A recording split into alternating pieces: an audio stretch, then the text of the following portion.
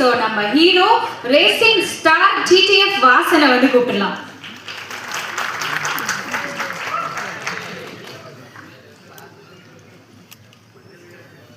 வணக்கம், நான் உங்கள் வாசன்.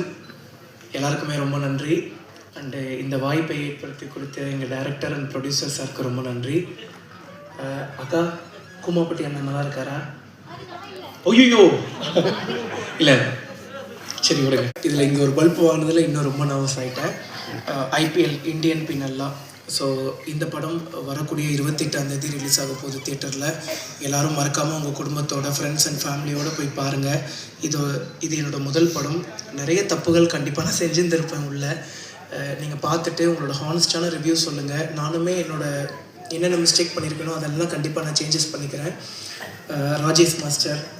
ஸோ பாட்டு ரிலீஸ் ஆன உடனே டான்ஸ் எல்லாருமே நல்லாயிருக்குங்கும் போது எனக்கு அவ்வளோ ஷாக். எதனாலன்னு வந்து பார்த்துட்டிங்கன்னா, நான் ரொம்ப கூச்ச சுபாவம் உள்ள பையன். நான் சொன்னால் யாரும் நம்ப மாட்டேங்கிறாங்க. அவருக்கு தெரியும் என்னோடய கூச்சம் எவ்வளோன்னு சொல்லி சிங்கிள் ஷாட் ஆட வச்சாருங்க. அது வந்து படம் ரிலீஸ் ஆகும்போது தெரியும். நீங்கள் பார்த்துருந்துருப்பீங்கன்னு நினைக்கிறேன். நன்றி. ஸோ நான் அவ்வளோ சொன்னேன், அண்ணன் ஏன்னா கஷ்டமான ஸ்டெப்பெல்லாம் தரீங்க. நான் எங்கள் ஊர் திருவிழாலெல்லாம் டான்ஸ், நம்மளாம் ஊர் திருவிழா பார்த்துருந்துருப்போம். ஊர் திருவிழாலாம் எல்லாம் ஆடிட்டு இருப்பாங்க. நான் ஆடணும்னு ஆசைப்படுவேன். மனசுக்குள்ளேயே ஒருத்தன் ஆடிட்டு இருப்பான் ஜாலியாக. ஆனால் நம்ம ஆடணும்னு நினைப்போம், ஆனால் ஆட முடியாது. ஏன்னா அவ்வளோ கூச்சம், ஆடவும் தெரியாது.